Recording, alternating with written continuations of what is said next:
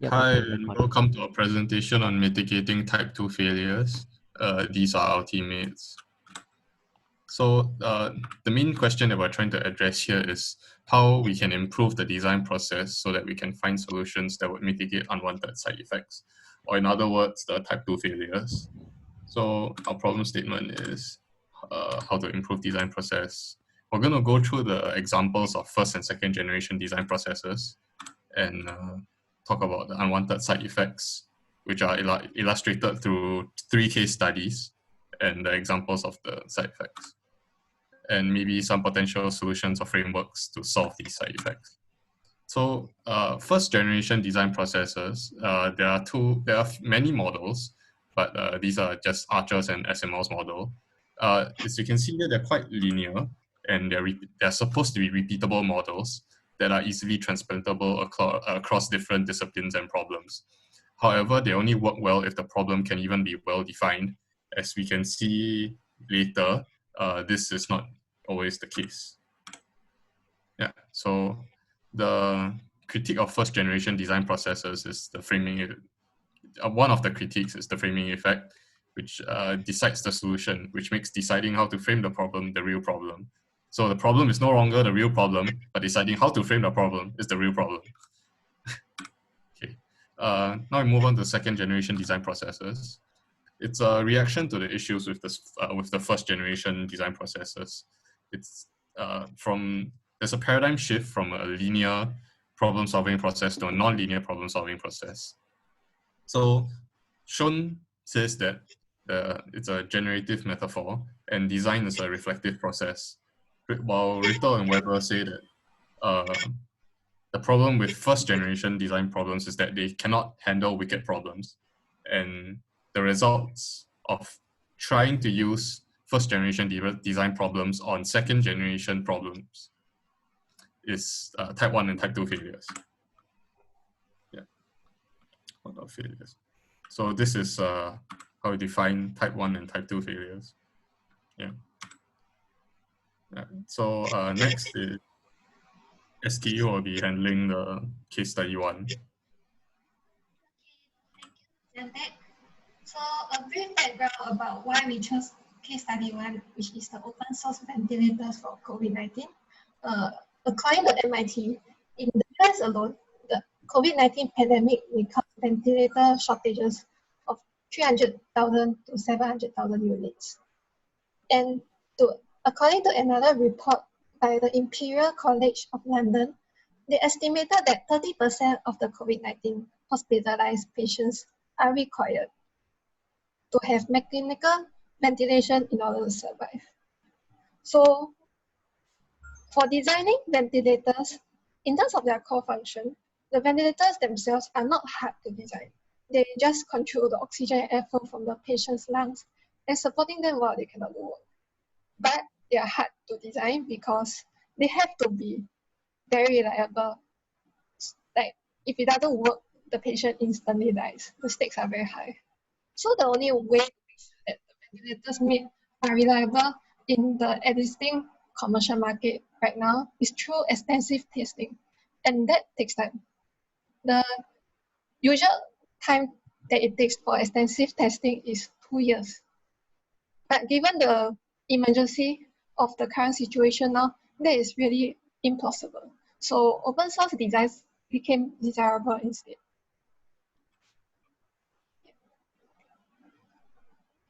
So this is a list of COVID-19 open source projects that we have found. It's collated by someone who's involved in making open source ventilator project as well.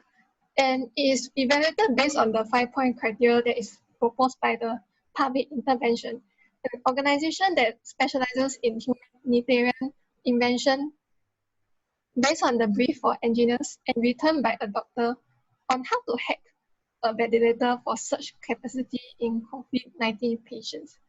And as expected, many projects failed in terms of extensive testing because there's simply not enough time to do so.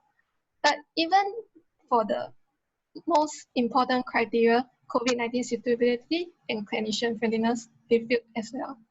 And these are considered like type 1 failures since they are meant for the clinicians to use. And if it's not friendly and suitable for the COVID-19 situation, it's probably not a good idea. And moving on, many open source designs, including those that were said to be tested and peer reviewed, lack complete documentation and testing. This is a literature that has presented a review of the more peer-reviewed open source ventilators and just like posted on 30 March this year recently. So with the considerably larger motivation of a ongoing pandemic, it is assumed that these projects will garner greater attention and resources to make significant progress to reach a functional and easily replicated system. So there is a large amount of future work needed to move this open source project up to the level that's considered scientific grade equipment and later on reach the medical grade hardware level. And now I'll pass my time to Keijin to talk more about the goals and the design processes involved in this case study. Thanks, Esti. So we'll talk about the goals as well as the design process and the type 2 failures of these open source ventilators. So the goal, the whole goal for this project is really to design ventilators that are simple and easily mass produced by means of rapid prototyping machines such as 3D printers, laser cutters, and machines that we see in the Fab Lab, right? Because these are actually very widely available in everyone's homes. Most hobbyist homes right now. So we also see designs or ventilators that are designed to make use of existing supply chains and production lines, so as to cut short lead times as well as increase production. So for example, we can see Tesla engineers actually working on a ventilator design that is made up of parts for the Model 3 car. So this is really an attempt to make up for the shortfall of ventilators available globally, as what ST mentioned just now. Next. Yeah, so for the design process, first and second generation design process, typically an engineer who may or may not be medically trained starts with root design, which is, for example, the event by MIT, which is inspired by the manual resuscitator and bag that we can see in the top right hand corner. So many of these designs simply are just machines that actuate this ventilator, and they actually are quite similar in nature across most designs in the beginning.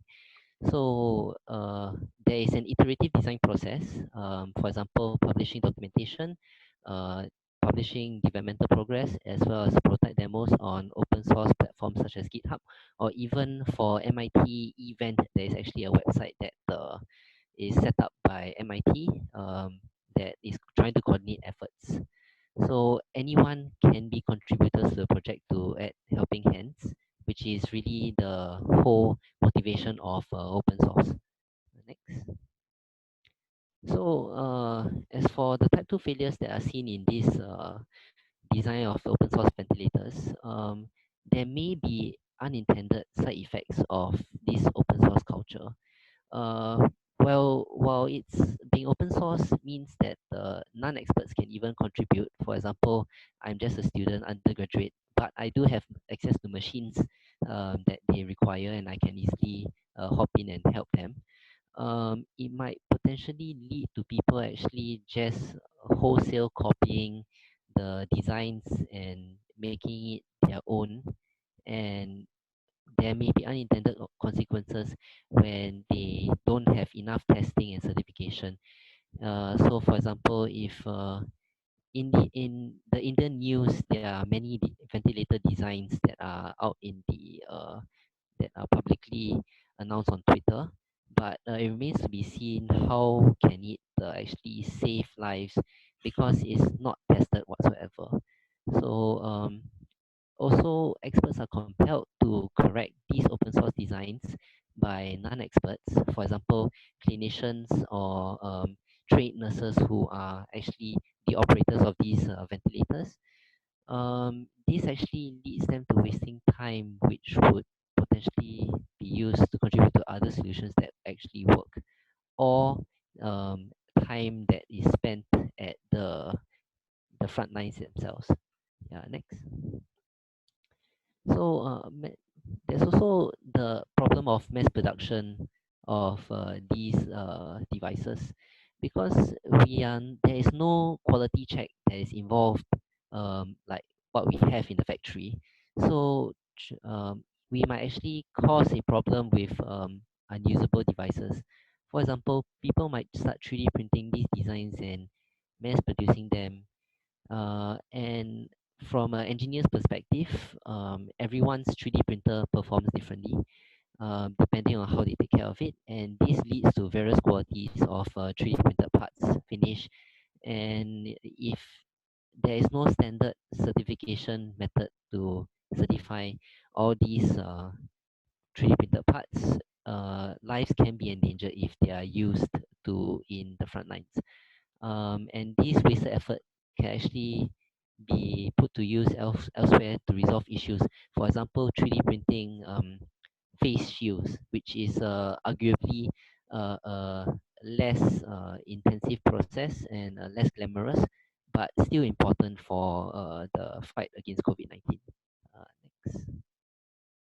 So this is an example of an article by Vice, right, where an engineer actually um, initially started a open source ventilator project Facebook group, but upon interviews with first responders, he pivoted that group to become the open source medical supplies group, right? Because first responders told him that ventilators are really not the main issue, because we have big companies like General Motors as well as Tesla who are already designing, and even Medtronic, the ventilator design companies are actually open sourcing their designs.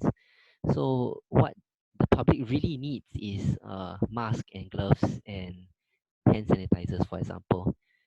Next. So let's rethink the design methodology as a reflective process. Designers, as engineers and designers, we have incomplete information because if we come from a non-medical background, we might not even be trained to read and study all these medical journals in order to understand the whole problem or understand how to design a ventilator.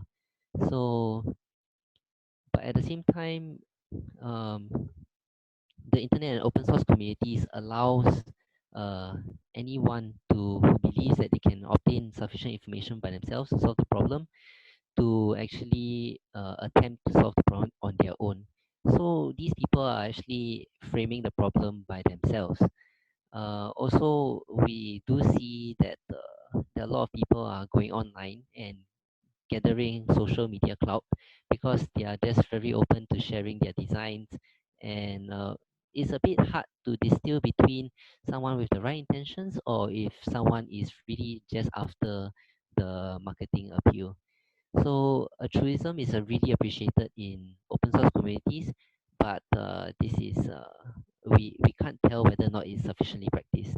So there's also an apprehension towards seeking assistance because, to be honest, sometimes people would have their own closely guarded ideas, and sometimes also people would want to, in the end, for example, patent their ideas. They would actually be a bit apprehensive in uh, showcasing their ideas. Next. So now we look at it and we say that, okay, not all opinions are equal. For example, uh, clinicians may have a higher weightage in terms of opinions compared to engineers, and clinicians who are actually operating these ventilators are more highly valued compared to clinicians who are not trained in using the ventilators. So the question remains, how do we prioritize these stakeholders? Because there is a limited resources, limited time, limited money, as well as limited raw materials and supplies. We need to prioritize who gets what resources in order to get the best possible results out of this situation. So we put forth information currency as a made-up concept for the purposes of demonstrating this information asymmetry across all stakeholders, as well as the asymmetrical change across time, as clinicians and engineers who have better access to information would actually gain better understanding of the problem compared to engineers who may not have that form of input. So by bridging the information gap, we might be able to mitigate the type 2 failures of distributing junk equipment.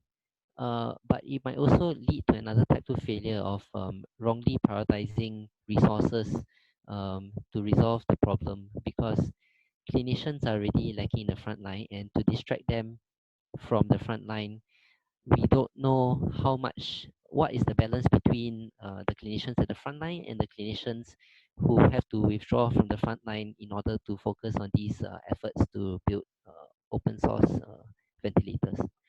So next we'll pass my time to the next person who will talk about Monsanto. Okay, so now we'll move on to the Monsanto biotechnology patents case study. So this the goal of Monsanto. So Monsanto makes they engineer seeds that to make crops that are like more disease resistant, more drought resistant, etc., etc. So they invest a lot in their R&D. So with their investment, of course, they want to make profits. They are business. So to ensure they make profits over the long run, because the initial investment in the R&D would be quite significant, they have to protect their intellectual property, and this kind of also requires them to stamp out competitors who can possibly compete and maintain monopoly over the farming industry. An example of this is that Monsanto sues small farmers to protect seed patents, and it's yeah. So the design process is they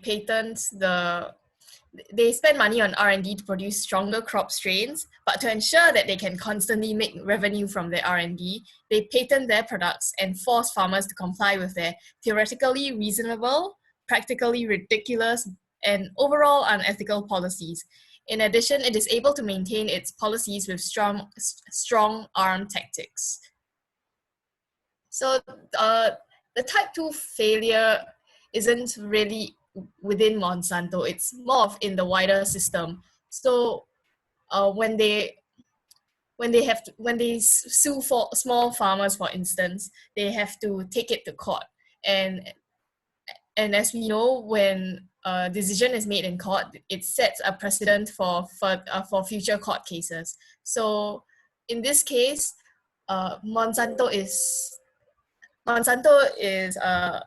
in the realm of bioethics, which we would not have thought of otherwise. So like this, the novel technology that Monsanto uses can result in ethical scenarios that have yet to be considered, which in this case is bioethics. There's this US patent that for like designer babies, which is a patent by 23andMe. But so if a designer baby is to be produced, would this baby be considered as a property of 23andMe, or is it solely under the parents? So there's this court case, Association for Molecular Pathology versus Myriad Genetics. This it is a court case challenging AMP's patent claims. It is challenged that it is off limits to draw a line between naturally occurring DNA and similar gene sequences created in the lab, because you cannot patent DNA that occurs naturally just because you manage to isolate it. And at the present moment, it appears that designer babies cannot be patented. However, it may be possible in future to create a fully synthetic human DNA. So in this case, this is kind of towing the line of bioethics in a sense. Yeah. So as a result of these such cases making it to the court, there's a need to build a bioethics framework that is adaptive to unforeseen changes, especially in this day and age where technological breakthroughs are becoming more and more common. Especially because technology will progress to a point where bioethical considerations will have to be fleshed out more than they currently are. It has arguably already reached the state where we have to seriously consider bioethics.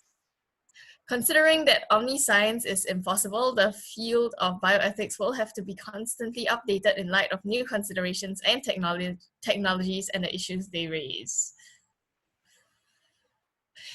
However, more restrictions on patenting could affect the capacity for research from other less well-funded companies, and there would be another type 2 failure if bioethics regulations that were meant to improve market diversity and promote competition rather than safeguarding like whatever is naturally occurring.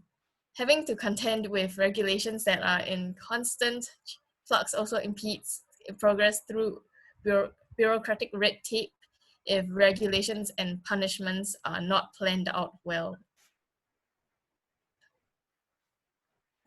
Okay, I will talk about Apple products for case study 3. Next slide goes. So let's discuss about the design goals of Apple. Apple being a corporation, they need to act in the interest of their shareholders, which is to maximize profits. So in order to maximize profits, Apple needs to design high quality and sellable smartphones at good margins to make as much profit as possible. So let's just discuss about the design process that allows Apple to build a system that generates good products and good margins. So we can look into the opinions of Ken Koshienda, the former principal engineer of Apple. So he's the guy who invented like the iPhone, the software, and also like the iPad, and is involved with various teams in Apple. So it's worthwhile to look at his opinions. So Apple has a very successful design team, and it's worthwhile to understand the processes and failures of the system. Overall, we can see that the Apple design process is a mix of first and second generation design processes. For regular day-to-day operations and tactical design activities, it's mostly a linear and systematic process. Like there's a flat hierarchy for designers to work with, and people can rapidly iterate on ideas. And there's a focus on building tangible prototypes and rapid prototyping and iterating the design. So one of the key concepts that Ken pointed out was that design is seen as a Darwinian process at Apple, where you kick out the bad ideas and keep the good ones and then evolve the good ones from there. So this is really the core process at Apple that underlines the core activities for most of the design operations. However, the frame of the design and the product that you want to take, like designing new product paradigms like the smartphone, like is typically given and influenced by chief designers and C-list people. So the design thinking meta level is typically only seen at like higher C-list levels. Like at this point, you don't want something that's just better. You want something that is notably like maybe like 10x improvements from the current paradigms. Next slide. So like in this design process, we see that Apple doesn't actually account for like the welfare of workers, as evidenced in the Foxconn suicides. The Foxconn suicides, while they're not really related to Apple, like Apple is indirectly influencing the lives of the workers at Foxconn. Like back to the point of increasing and maximizing margins. So The suicides of subcontracted workers at Foxconn is a kind of type 2 failure that can occur. It's a side effect of the profit motives of Apple. So, like, while Foxconn is a subcontractor of Apple, Apple gets its parts to build and assemble the iPhone. The Apple company has a huge say in the operations of Foxconn, as they are also one of the major clients of Foxconn. And as such, we can see that Apple has a stake and is indirectly responsible for the deaths and mistreatment of workers. So this brings us to a very pressing question. Why would a design process that is widely recognized as successful lead to such kind of outcomes? One reason this can happen is because of the possibility of complexity reduction at the heart of the design process. You can see the factory as a kind of a black box where you get your products from. Factory workers are seen as something beyond Apple, and the fact that Apple's profits and earnings were on an upward trajectory prior to 2020 strongly suggests that consumers do not really care about the ethical treatments of workers, as they are seen as something beyond Apple. And consumers do not really care about the ethical treatments of workers beyond some loud advocates for workers' rights online.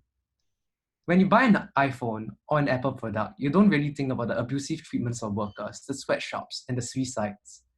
And part of this complexity reduction is the us and them mentality that aids in this abstraction.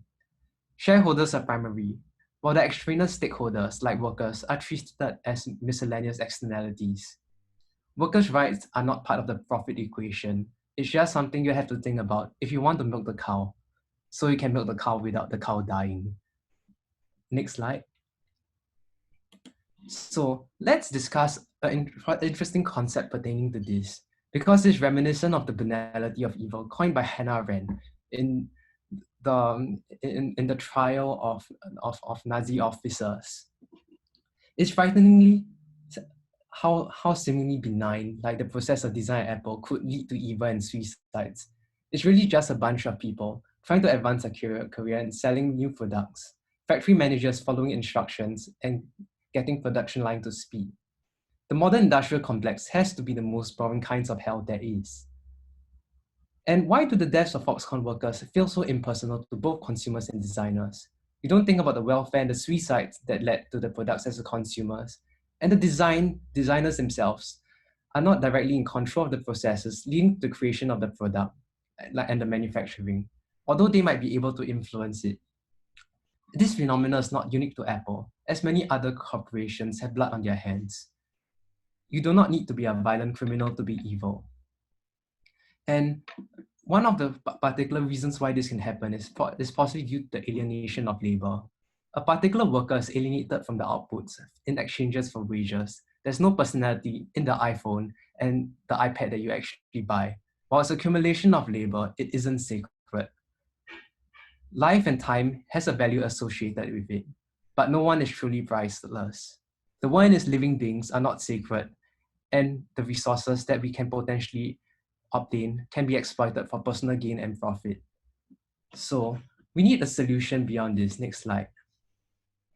So communism was presented as a solution to the evils of capitalism. We will need to kind of overhaul the fundamental ideology we operate in to essentially address this particular evil problem of capitalism. Right now, we dream of capital, eat with capital, clothe ourselves with capital, and define our identities with capital. We need to go beyond capital to think and find the true solution to this type 2 failure. So one of the root problems in this particular phenomena is worker exploitation, but this is inevitable. Like, the extent of exploitation varies in terms of the competitive pressures of the worker's demand. If you're a highly sought worker, you can be highly paid, and it's not so bad, but fundamentally you're still exploited as a high-skilled worker. But the people at the brunt of this problem are low-skilled workers who are disposable and not treated with care, as you can simply hire another person to do another low-skill, the low-skill job involved. Communism has proven itself not effective in the 20th century. So what else can we actually look into? Next slide. So let's introduce a very speculative idea of design dialectic. Dialectic is the evolution from Hegelian dialectics, Marx material dialectics, and therefore we have design dialectics. It's a transition from the communist ideologies to the current design ideologies. So the process of dialectics is to find truth through the triptych of thesis, antithesis, and synthesis. So maybe dialectics could be a solution to the ideological conundrum. Like, could we introduce a system of open and incomplete ideological change that can change over time? And one of the important questions and contexts that designers must be aware of is that the ideological structures and contexts they operate in can influence all the design choices that you eventually take. Designers can shape the ideological structures they operate in. Next slide. So one of the interesting concepts that we can borrow is the idea from critical theory. Critical theory seeks to drive social change by challenging oppressive social structures that may be unseen. And it's precisely the case of like factory worker exploitation. We need a design process that goes beyond capitalism. And the other concept that we need to be aware of is the concept of reification. Like, we might see certain things like religious activities and the religious pursuit of capital as something that is innate. But however, these are human constructs. And we must not forget our own authorship of the human world. Next slide. So we can conclude that good ideology leads to good design. But then what is good ideology? The process of dialectic may allow us to find good ideologies and therefore good design. So we can kind of distill a necessary condition for good ideology. One of which is that good ideology should be able to mitigate extended type 2 failures. So while the solution is incomplete, is deliberately incomplete, maybe dialectics is the incomplete and self-replicating system for us to find good ideas. In conclusion, the solutions to type 2 failures revolve around adaptive systems. As seen in the COVID ventilators, we need some kind of adaptive prioritization and adaptive collaboration system. And in the Monsanto example, we need an adaptive system of ethics to deal with like the ever-changing systems of the world. And lastly, in the Apple example, we need to have an adaptive system to understand ideologies and to build from there. Design is incomplete by default. We need generative systems. By no means will we be able to find a definitive solution to type 2 failures, but we believe that we can develop system that leans towards some kind of final truth in design. And that concludes our presentation.